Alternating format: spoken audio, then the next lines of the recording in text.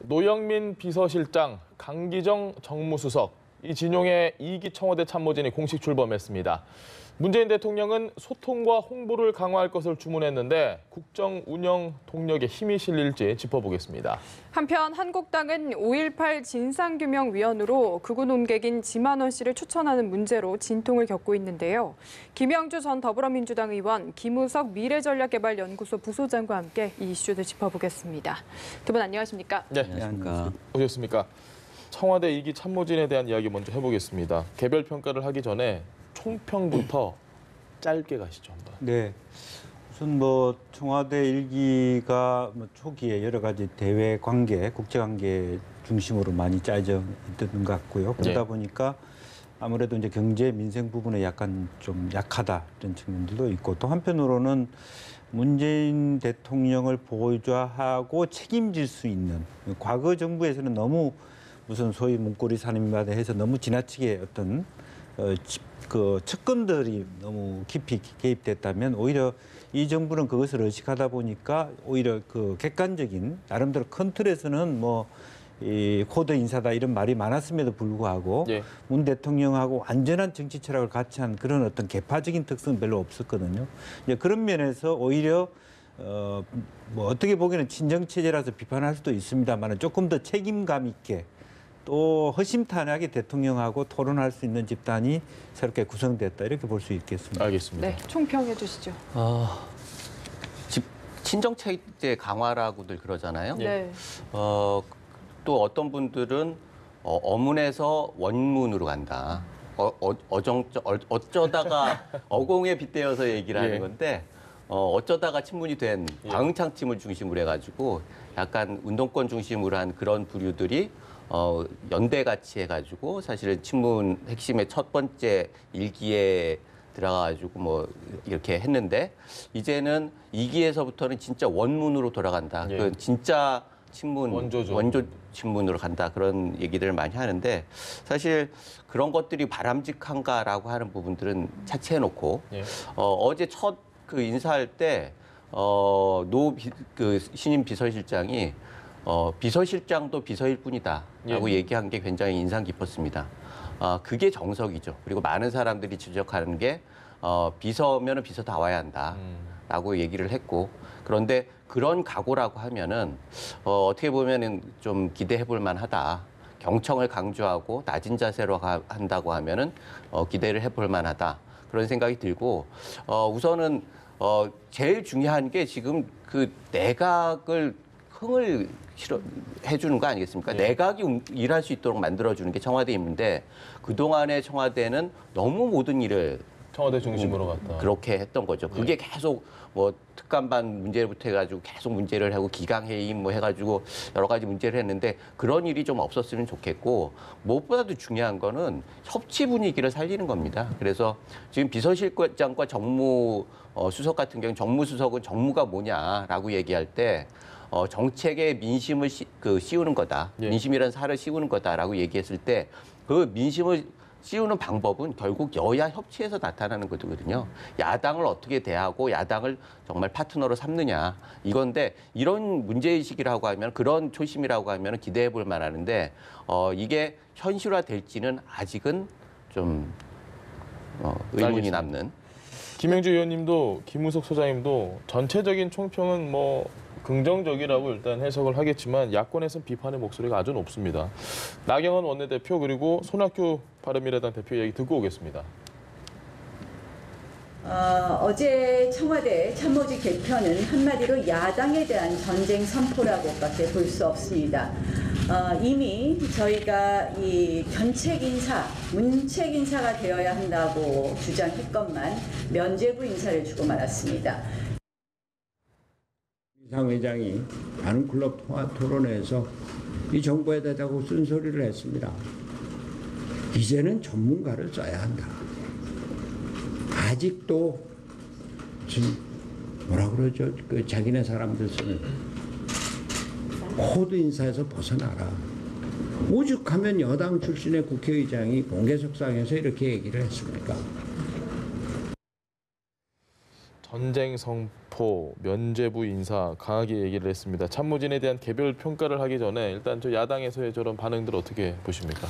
뭐 야당은 야당으로서의 그런 어떤 그 비판적 기능이 있다고 보여집니다. 예를 들면 조금 더 새로운 인사를 함에 있어서 네. 그동안에 해왔던 여러 가지 제도적인 부실에서 오는 것이라든지 과거 여러 가지 최근에 있던 여러 가지 문제들, 크고 작은 문제들에 대해서 조금 혁신할 수 있는 분위기를 다잡아가면서 인사를 해야 되지 않느냐 하는 생각이고, 이제 그런 면에서는 그런 비판을 당할 수 있습니다만, 그렇다고 해서 이 정부가 사실은 뭐 3년차, 4년차도 아닌 상태에서 상당히 이제 본격적으로 이 정부는 특히나 이제 인수위가 없었던 시기 동안에 굉장히 힘들게 이끌어왔던 예. 일기 체제였기도 하거든요. 그래서 한숨을 돌리면서 조금 더 폭넓게 이 문제를 유지하고 또 추진할 수 있는 체제를 갖추는 것이 좋죠. 오히려 그 문책선 인상을 하다 보니까 전혀 자기하고 더 모르고 더 새로운 인사를 발굴한다는 것은 발굴도 쉽지 않을 뿐더러 예. 더 책임 있게 정치를 하기 어려운 부분도 있겠다는 말씀을 드리고 싶습니다. 알겠습니다. 야권 비판은 그렇다 치는데 손학규 대표도 이야기를 했지만 문희상 국회의장이 이제 코드 인사에서 벗어나야 된다고 이야기를 했거든요. 그렇습니다. 이 발언은 좀 어떻게 해석을 하시나요?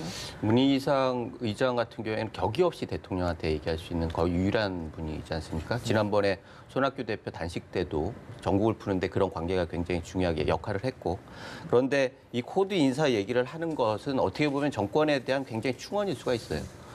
이걸 비난하려고 얘기하는 건 아니지 않습니까? 문희상 그 의장 같은 경우에는 어떻게든지 성공한 정부를 만들어야 하는데 그것을 위해서 조언을 하는데 그 핵심적인 문제가 코드 인사라고 하는 것을 보여주는 거예요. 그런데 사실 아까도 뭐 저도 그 발언만 가지고 굉장히 감을 갖는다 얘기했지만 그동안의 행적이나 배경을 보면은 우려가 있는 게 사실이거든요. 예. 예를 들자고 하면 뭐 노영민 실장 같은 경우에는 자서전 강매 대표적으로 그런 것들 때문에 출마도 포기하고 공천도 못 받았죠. 공천도 안 됐죠. 예. 그리고 강기정 그 수석 같은 경우에는 국회 내 폭행 사건이니 뭐 여러 가지 얘기들이 있었습니다. 그런 상황에서 야당하고 협치가 가능하겠느냐라고 하는, 그런데 그것이 그게 뭐 행태적인 문제지만 그런 분들이 그 자리에 가기 위해서는 코드라고 하는 걸 배제할 수 없거든요. 그런 면에서 과연 적합한 인물이냐라고 하는 문제 제기는 틀림없이 있을 겁니다. 그리고 그것이 문희상 의장의 입에서 나왔던 것을 참고하면은 정부에서 이런 것들이 국민들의 많은 퍼져 있는 생각이고 이런 걸 불식하기 위해서 각별한 좀 노력이 필요하지 않나 그런 생각이 듭니다. 알겠습니다. 노영민 비서실장 이야기를 해보시죠. 춘풍 추상 얘기부터 어제 꺼낸 거 보면 네. 분명히 앞으로 어떤 스타일인지 느낌이 확 오는데 어떻게 예상하십니까? 이제 춘풍 추상을 얘기하니까 중국 대사에서 저 사자성어를 많이 연구를 했구나.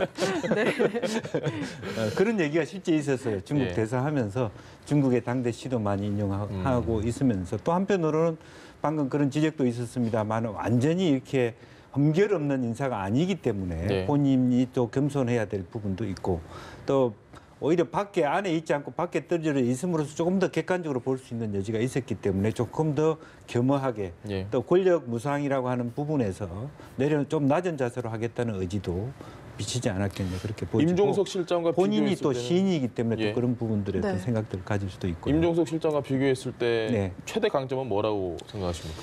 아무래도 임종석 실장보다는 이 새 비서실장이 산자위를 굉장히 오랫동안 네. 하셨습니다. 그리고 본인이 기술사 자격증 그런 걸 갖고 있어요. 그래서 그러면서도 시인이었거든요. 뭐 책도 쓰고. 문과와 이과를 다 예, 겸비한. 그래서 정말 그 21세기가 원하는 융합형 인재다.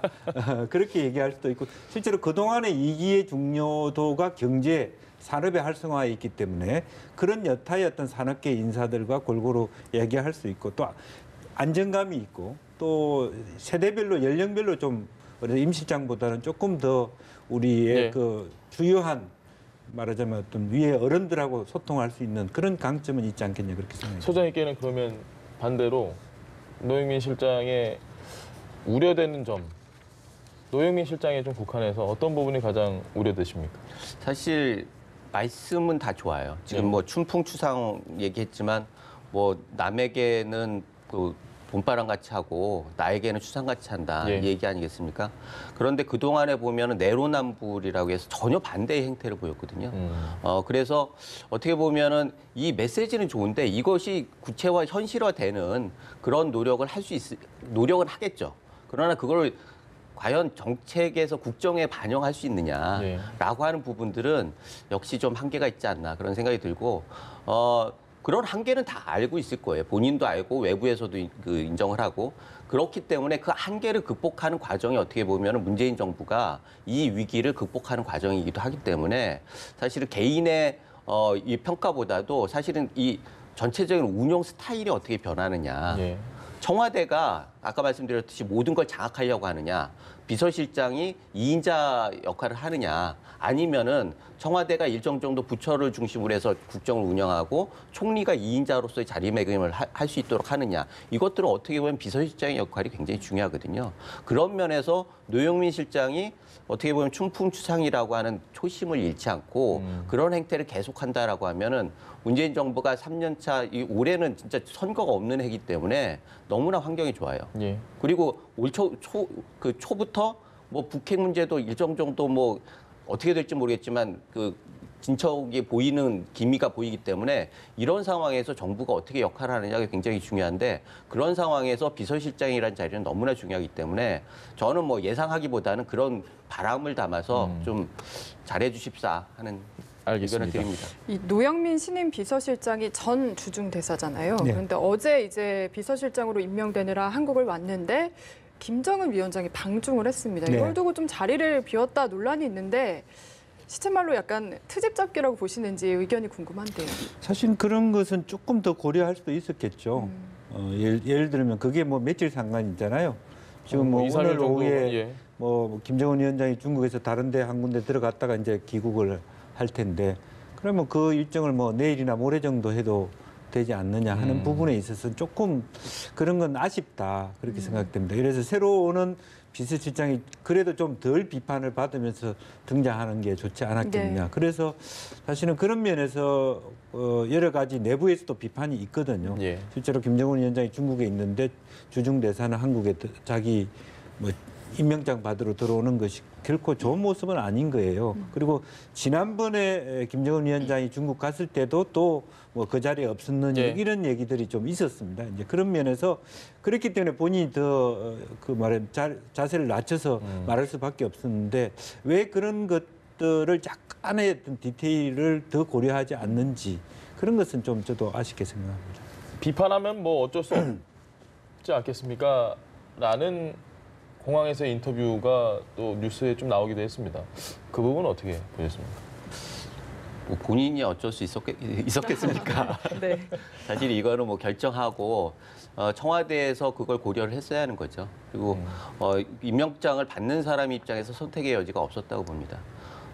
그런 면에서 아까 뭐 김 이사장이 말씀하셨듯이 이거 시기를 조절하는 거는 뭐 그렇게 어려운 일은 아니거든요. 네. 사실 연두 기자회견을 배석시키기 위해서 이 중요한 때 불러들인다? 이거는 상식적으로 이해가 안 되는 거죠. 그래서 이 시기를 똑같은 말씀을 드릴 수밖에 없는 게 발표를 하더라도 예. 뭐 공개하거나 이런 것들은 뭐 충분히 하루 이틀 전에는 예상 기사들이 계속 나왔어요. 네. 그것이 하루 이틀 된다고 해가지고 상황이 달라지는 말이죠. 그런 면에서는 좀 사려가 많이 부족했다라는 생각이 듭니다. 강기정 정무수석 이야기 한번 해보시죠. 뭐 저희가 아까 전에도 말씀을 해주셨는데 과거 여러 가지 이력이 있습니다. 다양한 이력이 있는데 이게 뭐 무게감으로서는 삼선이기 때문에 자리를 좀 더 안정적으로 잡는 동시에 조금은 강성 이미지 때문에 야당으로서 불편할 수도 있다. 여러 가지 얘기 있습니다. 어떻게 생각하세요? 저는 뭐 강성 이미지도 있고 과거의 그런 어떤 전력, 예. 뭐 폭력 뭐 그런 게 있고 네. 또 뭐 삼민투 위원장이는 운동권 그건 숨길 수 없는 예. 팩트이고 사실이고요. 그런데 이제 그렇다고 해서 그것이 다가 아니고 저 역할에 맞는 자기의 어떤 롤 플레이어로서의 기능을 할 거라고 보는데 저는 오히려 강기정 수석의 문제라기보다 강기정 수석이 오면서 오히려 당청 관계가 더 원활해지고 또 뭐 야당과의 소통도 열어질 수 있는데 네. 문제는 진짜 협치를 할 만한 어떤 무기를 새로운 정무수석한테 줄 수 있느냐. 저는 대통령이 좀 그런 것들을 이번에는 한병도 수석보다는 훨씬 무게감 있는 정무수석이 왔기 때문에 예. 그 정도 무게감 있는 사람이 정말 일을 제대로 할 수 있을 정도의 자율성과 권한을 좀 더 많이 줬으면 좋겠다는 말씀 드리고 싶습니다. 알겠습니다. 두 의원 지금 이야기한 지금 정무수석과 그리고 신임 비서실장이 둘 다 삼선의 중진이잖아요. 지금 이야기를 하셨지만 당청 관계가 좀 새롭게 구축되지 않을까 하는 이야기도 있는데 예상을 해볼 수 있을까요? 사실은 저도 야당에서 기꺼워할 것 같진 않아요.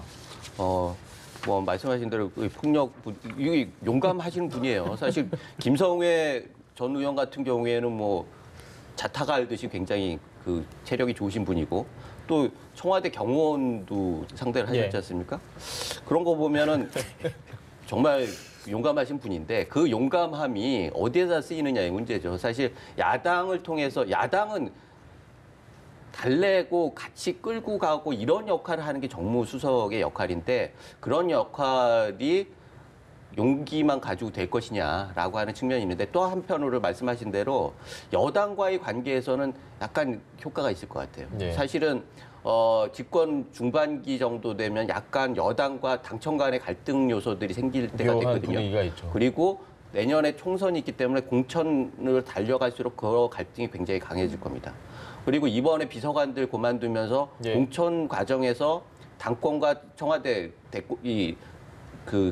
간에 미묘한 갈등들이 생길 거예요. 틀림없이. 네. 그런 과정에서 정무수석이 여당의 일정 정도 그립을 가지고 있다라고 하면 청와대의 힘이 커지는 거고 그런 면에서 역할이 있을지 모르겠지만 우리가 기대하는 협치 부분에 대해서는 글쎄요. 그건 잘 모르겠습니다. 알겠습니다.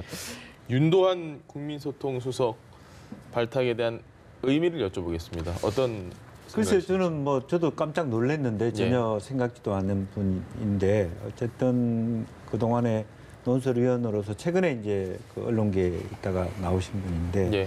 실제로 지금 현재의 뭐 윤현참 수석의 경우에 여러 가지 어떤 그 조율이나 역할이다 하는 부분에 있어서 보완의 의미. 예. 또 최근에 제가 보니까 김의겸 대변인이 좀 힘들어하는 부분도 좀 있는 것 같아요. 너무 이슈가 많습니다. 예, 그래서 그런 부분에 대해서 좀 뭐 여러 가지 어떤 시기의 논란도 있습니다만은 조금 더 좀 총괄지휘할 수 있는 또 여러 가지 어떤 사이사이에 그것을 백업해 줄 수 있는 인물이 필요했던 거 아닌가 그렇게 생각이 듭니다. 알겠습니다. 떠나는 이들 가운데 임종석 전 비서실장 행보도 좀 짚어보고 싶은데요. 그동안 20개월 일했습니다. 좀 점수를 주신다면 몇 점을 주시겠나요?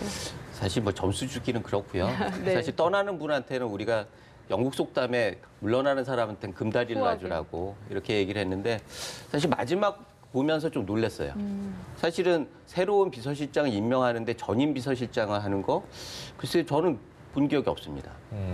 그래서 과연 그리고 비서실장 계속 재임 중에도 장관들을 대동하고 뭐 접견 지역을 가고 이런 모습을 보면서 비판을 많이 받았잖아요. 네. 그리고 마지막에 떠나면서도 대통령이 해야 할 일을 전임 비서실장이 하는 이런 걸 보면서 그렇게 좋게 보이진 않더라고요. 그래서 떠날 때는 조용히 가가지고 그 다음에 총선에서 무슨 역할을 하든지 당이나 아니면 내각에서 무슨 역할을 하든지 일단은 그 공과에 대해서는 여론에 맡기고 일단 조용하게 좀 나오면 그 다음이 있는데 사실 이렇게 하면 한 번 더 구설이 될 것 같아서 좀 뭐 개인적으로 우리 동년배이기도 하기 때문에 안타까움에서 말씀을 드리는 건데 좀 그런 부분에 대해서는 앞으로 많이 조심하고 큰 임무를 하실 분, 큰 역할을 하실 분이기 때문에 그런 것들을 잘 하면은 뭐 차기가 됐든 충분히 더 큰 역할을 하실 수 있는데 그런 것들이 발목을 잡을 수 있기 때문에 그건 좀 아쉬움이 남습니다. 김 의원님 동의하십니까? 조금 아쉬웠다 마지막 인사의 그 이제 그런 부분은 이제 그러니까 해석의 차이가 있는 거죠. 예. 무슨 얘기냐 하면 청와대 입장에서는 그렇게 함으로 인해서 경질이 아니고 자유로운 승계다 이런 것을 보여주고 싶었던 모양이에요. 예. 근데 한편으로는 그러니까 우리 나경원 대표 입장에서는 화가 나는 거죠. 경질해라 그랬더니 더 아름다운 개성이라고 저렇게라도 그나마도 그거 안 하고 그냥 대통령이 차기 물러났다. 예. 어쨌든 새롭게 하겠다 이렇게 하면 훨씬 부담 없이 야당이 받아들일 텐데 어떻게 보면 화를 부르는 그런 어떤 양식이 됐단 말이에요. 그러니까 해석의 차이가 있는. 내부적으로는 이게 경질이 아니고 나름대로 이렇게 정통성을 이어가고 있다, 잘하고 있다 우리끼리 그런 건데 그런 부분에 있어서 절반의 성공, 절반의 실패다 그렇게 볼 수 있는 거죠. 알겠습니다. 청와대 참모진 개편 이야기 해봤고요. 좀 이슈를 넘겨서요. 한국당의 5.18 진상규명조사위원 선정 문제로 시끄럽습니다. 일단은 지만원 씨를 좀 배제하기로 가닥을 잡은 것 같은데 이 지만원 씨가 나경원 원내대표를 정말 표현하기 힘든 언어로 공개적으로 비판을 했거든요. 네. 이 부분은 어떻게 좀 일단은 설명이 필요한 것 같은데요. 지만원 씨는 저는 뭐 90년대 지만원 씨 책을 시스템 공학에 대해서 굉장히 붐을 일으켰어요. 그리고 육사 출신의 미국에서 해병대 해군 사관학교에 무슨 그 시스템 공학을 전공을 하고 그러면서 독특한 이력을 가지고 있고 그때 책도 보면서 제가 굉장히 신선하다 그런 생각을 했습니다. 네. 그런데 한참 잊혀져 있다가 어느 순간 보니까 극우 보수 논객으로 소개를 되더라고요. 그래서 그 중간에 그 과정에서 어떤 일이 있었는지 참 궁금했는데 사실 뭐 굉장히 우여곡절이 많았을 거예요. 그렇게 예. 갈 수밖에 없었던 개인적인 이력이나 뭐 이런 게 있었을 텐데 5.18 문제에 대해서는 굉장히 강경한 입장을 가지고 있는 건 사실인 것 같습니다. 그래서 이 개인의 문제가 아니라 사실은 소위 말하는 태극기 부대가 가지고 있는 독특한 정서가 있습니다. 그것을 어찌됐든 보수 정당에서는 가지고 가야 하거든요. 그리고 그것을 순화시켜가지고 정치의 에너지를 만들어야 하는데 그게 딱 지금 보여지는 게 지만원 씨의 임명 여부가 지금 시험대가 되는 거죠. 이게 바로메터처럼 보이는데 네. 그래서 지금 그 결정을 해야 하는 나경원 대표 입장에서 굉장히 곤혹스러울 겁니다. 그래서 이건 개인의 문제를 떠나서 과연 이 태극기 부대라고 하는 이분들을 어떻게 수용할 것인가라고 하는 부분들이 좀 전착을 해야 할 것 같고 네. 제 생각에는 좀 여러 가지 가능성들이 있을 것 같아요. 지난번에 김성태 원내대표 때도 사실 좀 한번 걸러졌지 선을 않습니까? 그었잖아요, 예. 김성태 원내대표는. 그런데 김성태 대표 지역 사무실에 가가지고 뭐 이렇게 시위도 하고 항의했다고 하더라고요. 그런데 네. 그것이 또 반복된단 말이에요. 그러면 이걸 어떻게 할 거냐? 그러면 당에서 이분을 어떻게 수용을 해가지고 뭐 TF를 만들든지 해가지고 할 수 있는 방법이 없느냐? 그러면 원어부댐으로 또 여러 가지 의견들을 수용할 수 있는 그런 기재들이 되는 거고 그런 분들이 또 내용도 있어요. 나름대로는 뭐 일리가 있는 얘기들이 네. 있단 말이에요. 그리고 그것이 걸러져가지고 정책화되는 건 별개의 문제지만 그것을 다 이렇게 선을 긋고 그렇다고 하면은 과연 정당이라고 하는 게 존재할 수 있느냐? 지만원 씨 같은 그런 생각이 경우는 좀 말씀을 시청자분들께 해드리면 5.18 당시 북한에서 파견한 특수부대원들이 군중을 선동했다라는 허위 주장으로 벌금형도 받은 분입니다. 그런데 지금 5.18 과거 진상조사위에 추천을 하자라고 한국당 내부에서 김진태 위원 같은 분들이 얘기를 하신다는 이 상황, 네. 이걸 어떻게 보고 계십니까? 사실은 그래서 이것은 단순히 나경원, 지만원 두 분만의 관계의 문제가 아니라 예. 이제는 자유한국당이 현대사를 좀 더 객관적으로 인식함에 있어서 그와 같이 북한군 진압이라고 하는 것에 팩트 체크를 해서 그것이 사실이 아니다라고 드러난 이상 예. 그런 문제가 되는 분들은 좀 정중하게 초기에는 아마 그런 자연스럽게 추천이 나왔을 거예요. 그런데 그것에 대한 아주 자연스럽게 내부적으로 양해를 구하고 보다 적절한 좀 비슷한 성향의 다른 분이라든지 이렇게 내부 조절이 좀 필요한 것 같고요. 그래서 자유한국당 스스로가 어쨌든 특별법이 벌써 만들어져서 활동을 해야 되는데 4개월째 지금 한국당에서 임명을 못하기 때문에 지체가 되고 있다는 것도 문제고 또 광주 시민들에게 더 이상 예의도 아닌 상황이 되었습니다. 그래서 이것을 어떤 노이즈하는 이런 차원의 문제를 볼 것이 아니라 다시 한번 꼭 현대사에 있어서 우리 사회를 정리하는 데 있어서 한국당이 잠깐 입장을 내고 또 거기에 따라서 조사위원회에 좀 성실하게 가는 다소 좀 고통스럽고 갈등이 있다 하더라도 그걸 잘 극복했으면 좋겠다는 생각을 합니다. 기자들이 나경원 원내대표 만나면 요즘 제일 많이 하는 질문 중에 하나가 이겁니다. 지만원 씨 관련된 이야기. 그런데 나경원 원내대표는 아주 입장이 애매합니다. 이게 뭐 긍정도 아니고 부정도 아니고 일단 상황을 지켜보자. 이렇게 갈 수밖에 없는 배경이 있다고 보십니까? 그렇죠. 사실 개인이 결정할 수 있는 건 아니죠. 네. 이게 본인이 여론을 수렴을 하고 일정 정도 절차에 따라서 결정된 걸 발표하는 입장이지 본인의 뭐 유불리나 호불호에 따라서 결정을 하거나 이런 것들은 정말 민주주의적인 사회 정당이 아닌 거죠. 네. 그런 면에서 신중한 거에 대해서는 충분히 이해가 가고 사실 3명 중에 1명이라고 하면은 뭐 아주 극단적인 사람도 있고 중도도 있고 반대 극단도 있고 이렇게 할 수도 있고 또 어떻게 보면은 전체로 보면은 친여 지금 뭐 좌파라고 하는 분들이 또 상당 부분 올 거예요. 예. 그렇다고 하면 일정 정도 균형을 할 수도 있어요. 그러나 단 지만원 씨 같은 경우는 말씀하셨듯이 이게 법원에서 판결이 났기 때문에 허위주장으로 벌금형을 예. 받은. 그래서 이 부분에 대해서는 본인도 좀 정말 이 대화로 풀어야지 이거를 뭐 극단적으로 예스 노로 해가지고는 갈등만 강해지지. 그리고 틀림없이 지만원 씨의 얘기를 지지하는 사람들이 국민들이 상당히 있습니다. 예. 적어도 몇만은 될 거예요. 네. 그런데 그분들을 다 제껴놓고선 한국당이 뭘 가지고 할 거예요. 그런데 이 전투력을 어떻게 잘 수용하고 그러면서 국민 정서에 잘 아우를 것인가, 접합할 것인가라고 하는 아까 말씀드렸듯이 여러 가지 대안이 있어요. 그런 과정에서 좀 더 지혜를 만들어내면은 뭐 그런 분들도 수용하면서 균형 잡힌 결론도 나면서 이런 방법이 없었을까. 그런데 좀 신경 썼으면 그 좋겠어요. 말씀하시니까 이 질문 드리고 싶습니다. 자유한국당이 지만원을 어쨌든 뭐 위원으로 추천을 한다는 건 끌어안고 가겠다라는 의사 표시일 수 있는 건데 그럴 경우 얻는 것과 잃는 것 어느 쪽이 좀 더 무게가 실린다고 보세요? 제가 보기에는 하지는 못할 겁니다. 음. 그러면 하지 못할 때 그분들이 하는 말씀이 당에 자연스럽게 들어와가지고 네. 그것이 공론화 과정에서 시장 속에서 일정 정도 걸러지고 순화되고 합리적인 결론이 날 수 있을 정도로 통로를 잘 만들어야죠. 그런데 이것이 추천할 것인가 말 것인가라고 가면은 누군가 상처를 보게 돼 있어요.